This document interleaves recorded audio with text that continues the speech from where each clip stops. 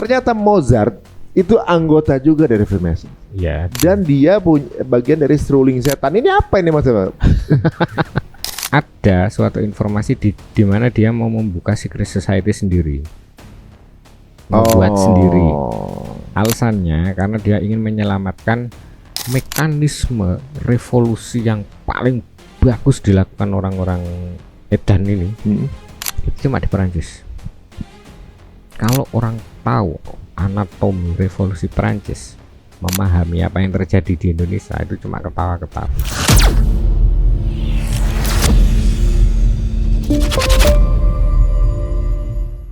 Saya pernah ada tamu di sini nih Bang. Tamu kita ngomongin mengenai hal lain ya. Waktu itu korban pinjol atau judol saya lupa.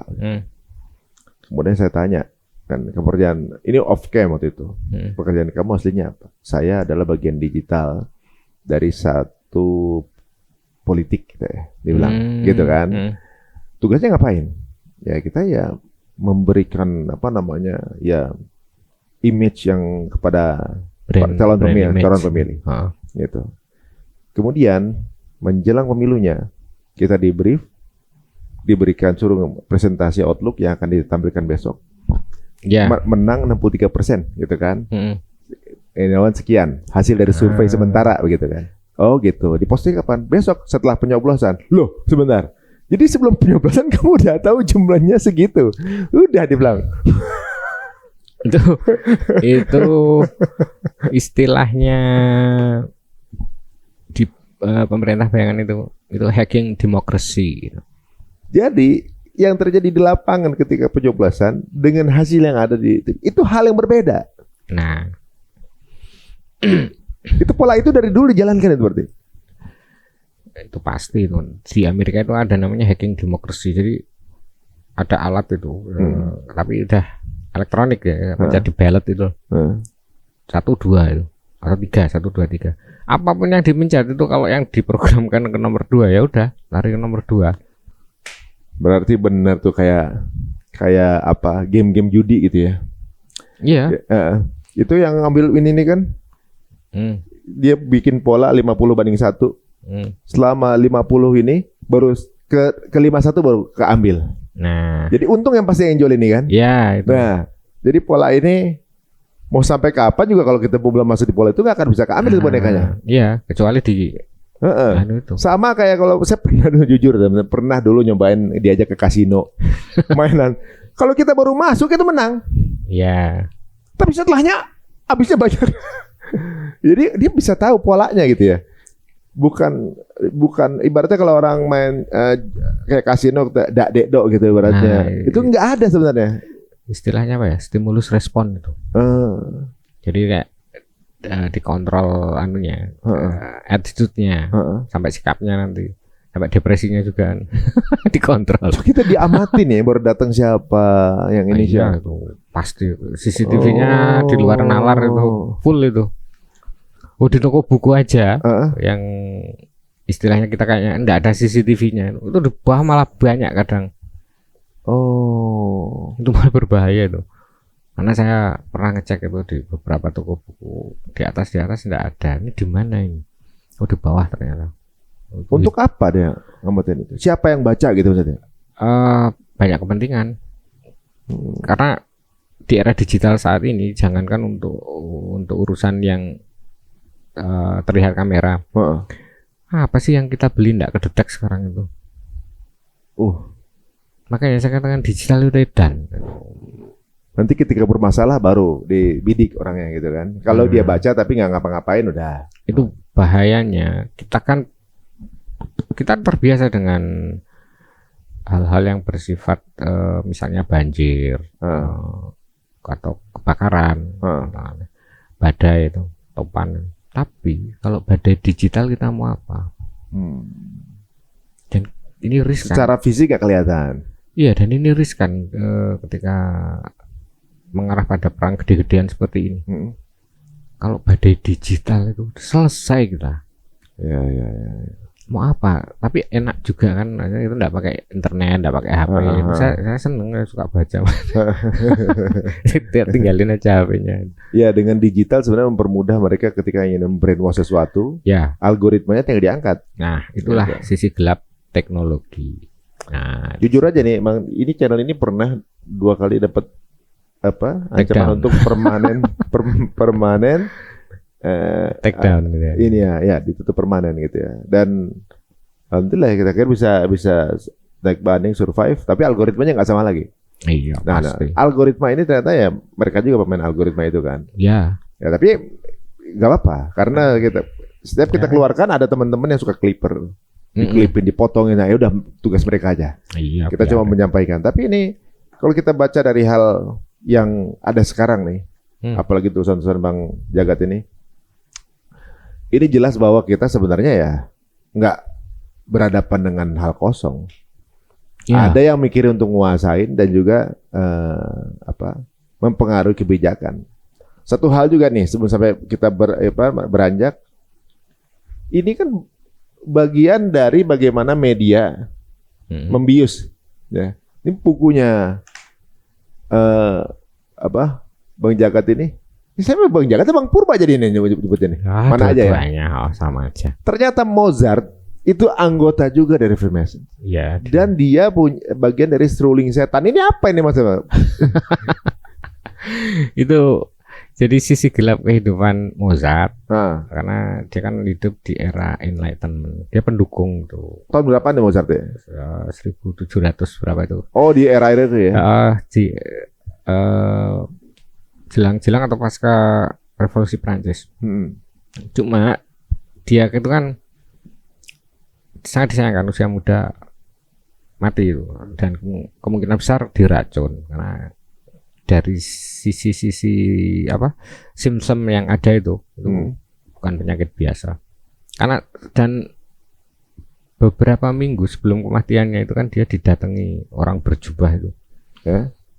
Saya minta dibuatkan Rikum atau namanya, jadi kayak lagu untuk kematian, mengiringi kematian itu. Nah itu sampai ribut sama Konstanze, sama istrinya itu. Saya suruh buat gini lagu kematian.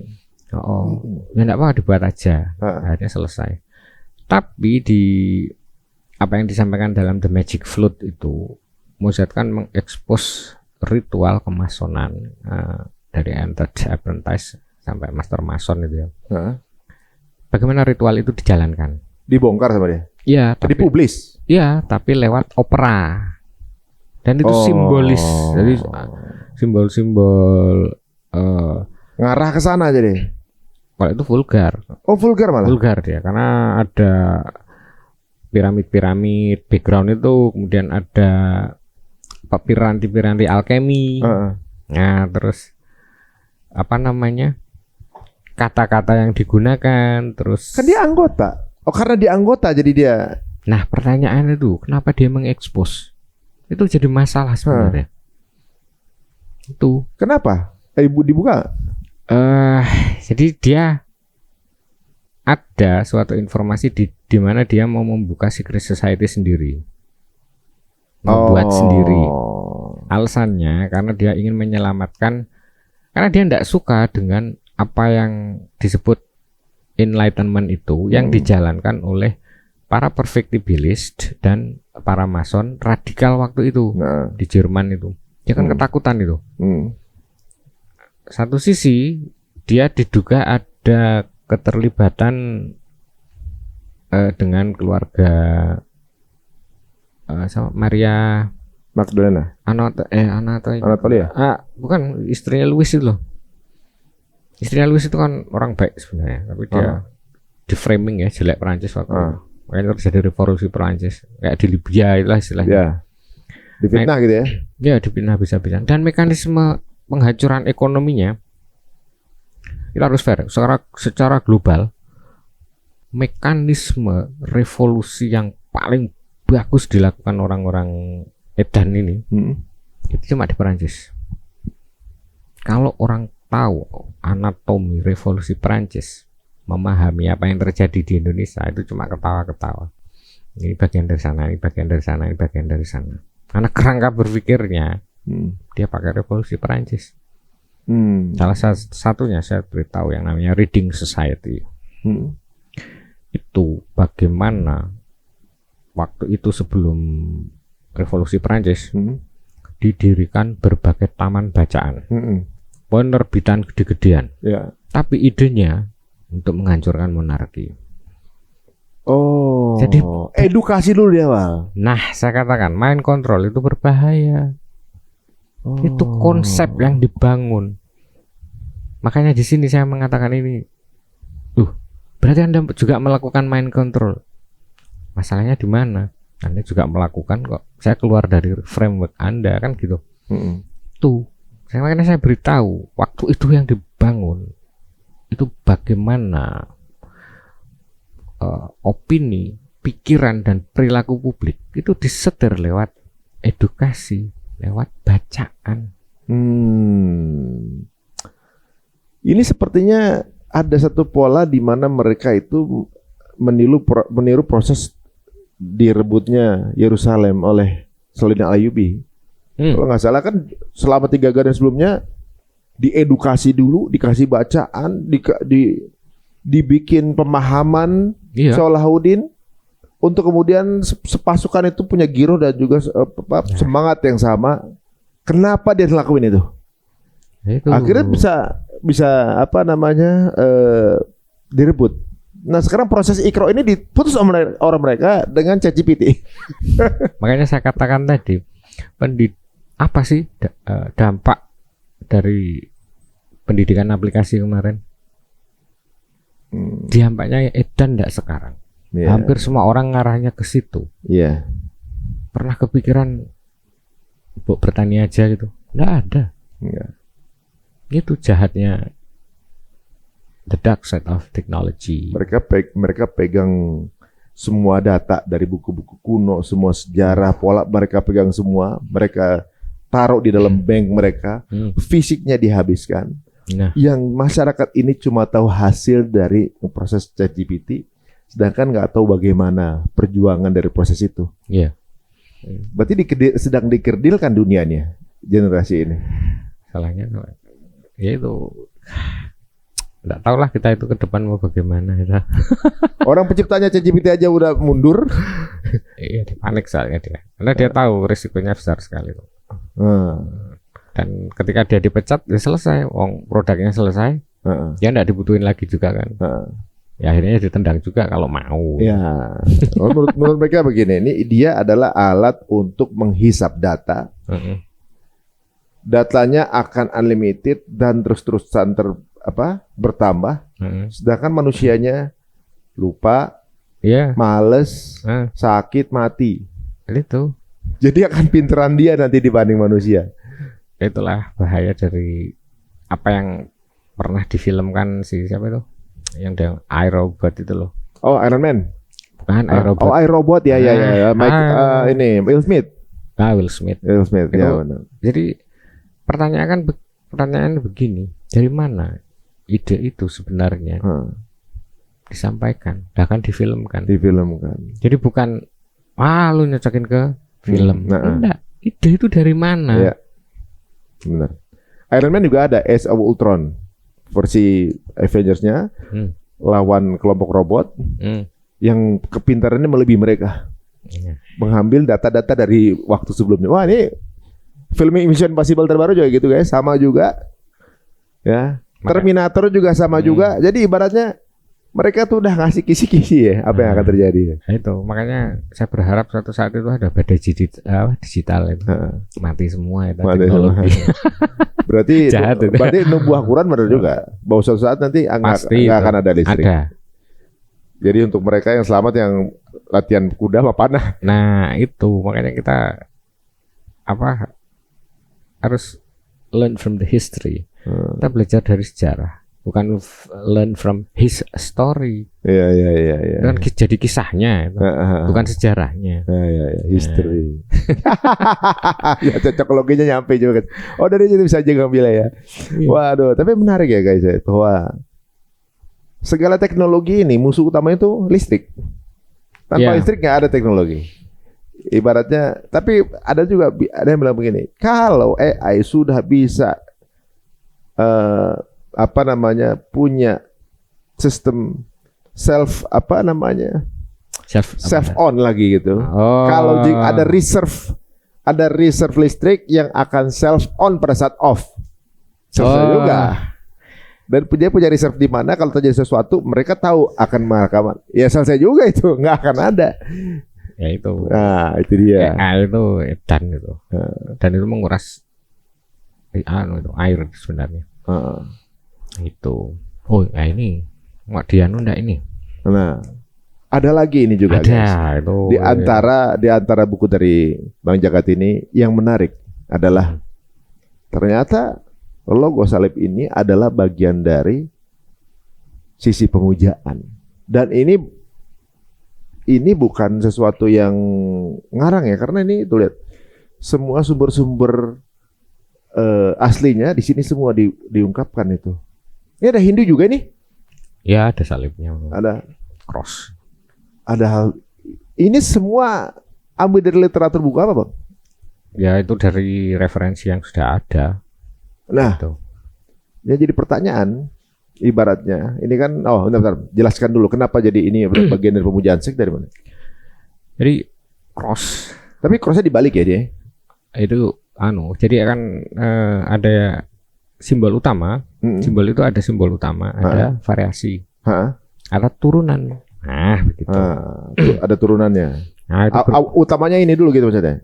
simbol utamanya itu kan yang di plus itu. Tapi begini, kita bicara cross itu di era sebelum Masehi. Sebelum ada agama yang suka cross juga gitu kan.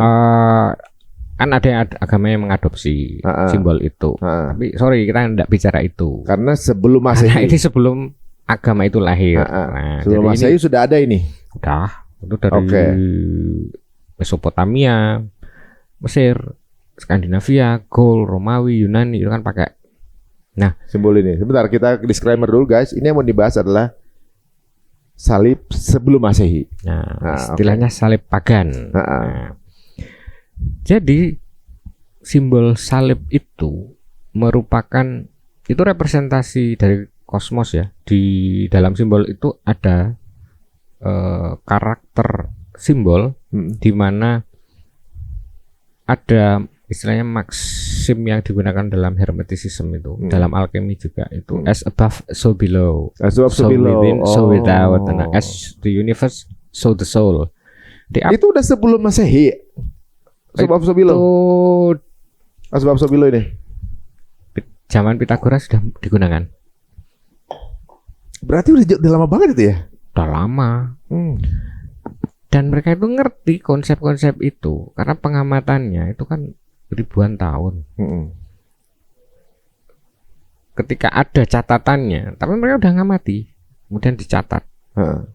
Nah, lost knowledge ini, pengetahuan yang hilang ini kan istilahnya apa ya? Kita susah aksesnya itu kadang. Nah, di dalam salib sebagai simbol pemujaan seks ini merupakan representasi dari makro dan mikrokosmos. Jadi orang dulu itu, orang zaman purba dulu itu mengamati alam raya, alam semesta ini memiliki daya kreasi, daya cipta dari matahari yang menyuburkan bumi lewat panasnya. Kemudian ada daya reproduksi. Hewan berkembang biak, manusia berkembang biak. Nah, disitulah mereka mengagumi kekuatan di luar nalar ini. Ini ada referensinya. Saya tidak menyebutkan sumber-sumbernya. Nah, dari situ mereka mencoba bagaimana sesuatu ini sebagai wujud dari rasa terima kasih terhadap alam semesta. Itu kan ada yang digambarkan representasi dari daya reproduksi pria. Oh, seperti ini. dia mengamati ini yang menghasilkan apa tuh? Ternyata ada kelamin pria di situ. Ya. Nah, kemudian dari daya kreasi dan daya cipta alam semesta, matahari menyinari bumi dan subur.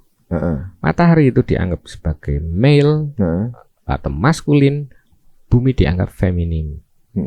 Nah, disitulah terjadi yang namanya keseimbangan kosmos.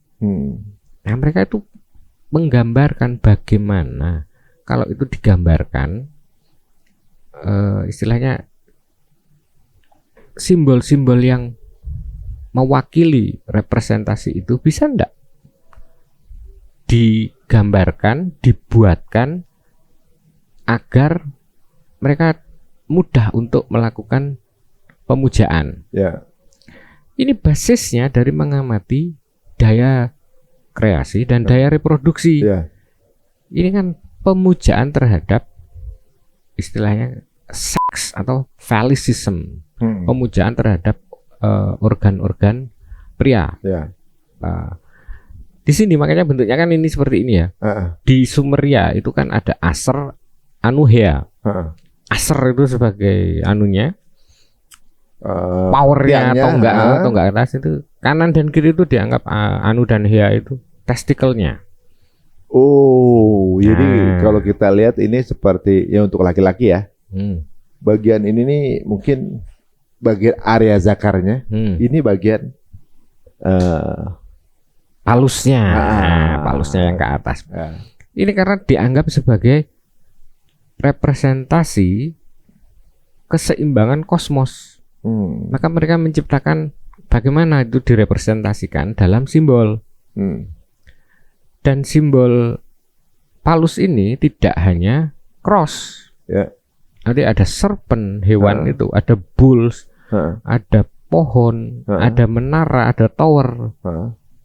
Itu kok kayaknya tegak-tegak gitu ya. Nah itu ketika kita tower itu termasuk. Jadi ini bukan cocok logi. Jadi si Hargreaves Jennings itu kalau tidak salah, itu menjelaskan. Jadi itu tuh dulu agama purba.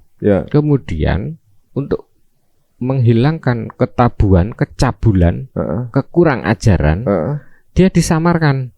Meskipun esensinya itu penyembahan terhadap palus. Itu hanya bisa terbentuk melalui simbol. Jadi penyimbolan di situ yang mengarah ke palus. Dan salah satu bentuknya itu cross. Salib itu. Ini salib sebelum Masehi. Saya enggak bicara salib sana ya. Urusan sampean. Tapi pantesan ya, hampir di setiap negara itu punya tower yang ujungnya begitu. Nah, di Washington DC ada, gitu kan. Di Paris ada, di Inggris ada. Bahkan Amerika maling yang dari Mesir kan dibawa ke Amerika. Itu kan maling dari Mesir, obelisnya itu. Atau obelisnya dari Mesir ya? Masih. Oh dari piramid itu. Dari obelis itu dari Karnak apa ya? Kuil-kuil Karnak apa ya? Di Mesir itu. Di Mesir ya? Ya itu batu-batu dari Mesir itu. Itu dibawa seanunya. Loh itu juga dari menhir, yang di Perancis juga dari menhir, yang di Inggris juga dari menhir. Itu dia ngomong, jangan nggak nyolong semua tuh. Ya namanya juga penjajah itu gimana? Oh iya, diambilin sekalian gitu. Nah makanya kok bisa di setiap negara ada towernya sebagai, seperti ada satu simbol bahasa tertentu yang mereka sepaham gitu. Nah, cuma untuk terbentuk seperti ini kan ada. Waktu itu yang paling utama itu kan dianggap simbol maskulin seperti ini. Nah, lama-kelamaan mereka itu paham reproduksi itu tidak cuma pria, ada feminim di situ. Nah, mulailah dimasukkan unsur-unsur feminim tadi. Yaitu saya jelaskan di prosesnya di sini. Nah, seperti itu. Jadi jangan Nah seperti ini nanti hasilnya ya seperti ini. Tuh. Sampai kenapa di Mesir itu salibnya ada lekuknya. Lekuknya mana? Itu salib Ankh namanya. Nah seperti ini. Dasarnya sampai dia terbentuk Seperti ini aslinya. Itu bisa ditunjukkan. Nah, itu. Oke. Aser Anuhea itu dewa-dewa utama di Fenisia, di Akadia. Jadi ini pemujaan Paulus Mesirnya ada nih. Ya ada memang. Ya, ada juga di Monumen Pisa juga ada. Pisa juga termasuk itu. Tuh. Ya itu konsep-konsep ini kan lama. Bahasanya bahasa kode semua mereka nih. Bukan kode, mereka menciptakan simbol. Simbol bahasa kode, simbol lah. Nah, cuma kan bentuk salib di Mesopotamia, di Mesir, Yunani, Romawi, Skandinavia, Gaul itu apapun bentuknya, itu representasi dari Palicism.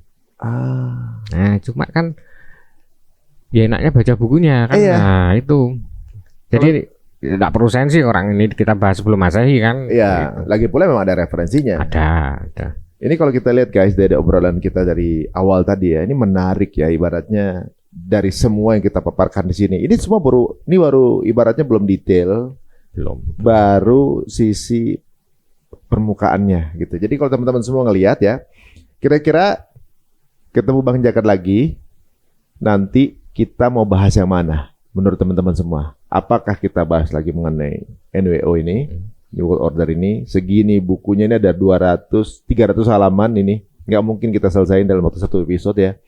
Ini atau juga pemerintah bayangan dan Big Brother. Saya masih ingat dulu pernah ada acara TV namanya Big Brother, logonya pun sama gitu. Jangan-jangan ngambil diksi dari sini ya. Itu idenya sebenarnya dari George Orwell itu, yang apa? Itu dipopulerkan oleh George Orwell dalam 1984 di 1984. Jadi, ini tadi saya lupa bilang konsep-konsep ini di NWO dan pemerintah bayangan ini. Saya bukan promosi, tapi mendingan baca Animal Farm dan 1984. Animal Farm itu konsepnya, 1984 itu prakteknya. Ini mirip, cuma saya buat non fiksi tapi berdasarkan pengalaman, pengamatan juga, jadi tidak bisa sembarangan juga. Gitu. Iya, di pemerintah bayangan ini kalau dibaca kita jadi tahu bahwa ya kalau di setiap negara kalau ada pemilu, semua kontestannya atau calon-calonnya nggak mungkin nggak terverifikasi sesuai dengan agenda. Jadi mau siapapun yang menang guys, siapapun yang menang, apapun pilihan teman-teman semuanya, saya yakin ini belum tentu ternyata. Iya. Jadi jaga-jaga siapapun yang menang sesuai dengan agenda. Ini juga menarik. Bahas ini juga menarik juga nih. Mozart, Seruling Setan, Freemason. Itu ternyata lagunya juga populer. Apa judulnya lagunya? Aduh, saya lupa lagunya. The Flute. The Magic Flute-nya itu. The Magic Flute. Itu operanya. Namanya apa sih itu? Lagunya. Sangat terkenal itu ya. Ya gitu ya. Nah, itu contohnya. Tapi mau ngebahas ini juga menarik guys. Symbol. Encyclopedia of Symbols. Jadi simbol-simbol itu ternyata semua berkaitan. Dan juga asal muasalnya dari mana. Ini bahkan ada referensi manuskripnya. Semuanya ada di sini nih. Dan itu memahami Freemasonry. Freemasonry itu kalau kita tidak paham simbol, ya selesai. Karena Mason itu kan a peculiar system of moral, veiled in allegories, explained by symbol. Freemasonry itu suatu sistem moral yang khusus ya, aneh itu. Dibungkus dengan alegori, dijelaskan melalui simbol. Jadi ketika kita tidak memahami simbol, artinya kita hanya sebatas memahami umum, tapi tidak ke bagaimana intinya mereka berkomunikasi. Ini alat komunikasi simbol ini. Simbol itu fungsinya untuk berkomunikasi. Misalnya dia kalau punya karya, dia naruh simbol itu untuk ngasih kode. Ini kita bagian dari.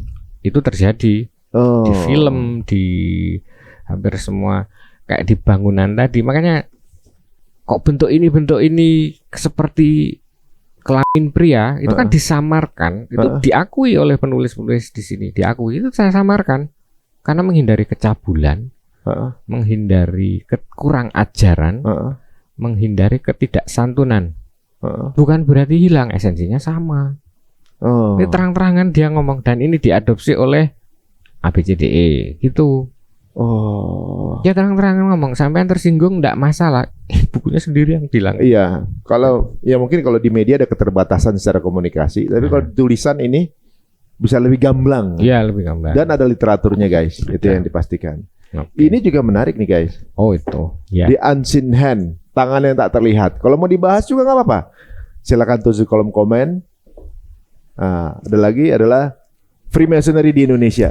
Mau dibahas juga nggak apa-apa. Jadi tinggal tulis aja di kolom komen guys. Kira-kira kita mau ngebahas yang mana. Ini semuanya menarik dan saya rasa mengetahui hal ini membuat kita jadi ngerasa kayak semuanya ini cuma apa yang kita jalankan atau juga kita rasain dari sisi kebijakan yang mungkin teman-teman ini nggak ngerasa nyaman dengan kebijakan tersebut. Ini memang di dunia memang hidupnya cuma bagian dari senda gurau guys. Jadi memang kalau kita lagi dalam keadaan secara kok kita kalah ya secara opini, kok kita kalah secara politik, ya memang ada yang bermain di sana. Dan supaya mungkin teman-teman kalau menyaksikan acara ini jadi tertrigger rasa ingin yuk kita banyak baca, kita cari tahu dan kita cari juga cara bagaimana caranya bisa mereklaim kembali kekuasaan masyarakat gitu untuk kepentingan bersama. Saya kutip Hacker Manifesto ya. My crime is my curiosity. Ya. Kejahatanku itu karena rasa ingin tahu saya sendiri. My crime is my curiosity. Itu Hacker Manifesto ya. Oh gitu ya. Tapi sebenarnya dengan kita pengen tahu, kita kan jadi belajar ya. Ya masalahnya jadi itu kan, ngulik. Masalahnya itu kan dianggap kriminal ketika mengganggu kenyamanan seseorang atau otoritas tertentu. Gitu. Itu makanya yang ditakutkan justru orang-orang yang kemudian punya membongkar itu ya. Inisiatif sendiri. Ya guys, ini mumpung masih dibolehin tayang, silakan disebarkan link ini ke circle teman-teman semuanya. Jika punya pendapat, masukan, atau juga mungkin sesuatu hal yang kita belum tahu, monggo silakan tulis di kolom komen. Ya, kalau mau kenal sama Bang Jagat bisa add akun IG-nya. Apa IG-nya Bang? Wah, IG-nya enggak ada. Mungkin ini jadi nama samaran gimana punya IG. Kalau sengaja ditutupin. Iya. Ya, kalau mau tahu Bang Jagat langsung beli bukunya aja atau gimana? Kalau ini kan belum saya cetak banyak. Karena saya kalau mau pesen misalnya hubungin ke nanti kita terus di kolom caption ya guys ya kalau misalnya mau cari gitu ya. Aduh, makasih nih Bang Jagat ini. Banyak membuka folder-folder yang tadinya mungkin belum terbuka ya. Justru di sini kedatangan Bang Jagat seperti enlightenment juga nih. Dari semua kita di enlight sisi hal lain, kita di re-enlight lagi ya. Mudah-mudahan ini jadi trigger anak-anak Gen Z atau teman-teman sekarang yang jago ngulik ya, cari tahu yang banyak. Siapa tahu akan jadi solusi ke depannya. Terima kasih Bang Jagat untuk waktunya. Thank you. Semoga menjadi manfaat kita semua. Sampai ketemu lagi di episode berikutnya Cek Tahu Untuk. Assalamualaikum warahmatullahi wabarakatuh. Waalaikumsalam warahmatullahi wabarakatuh.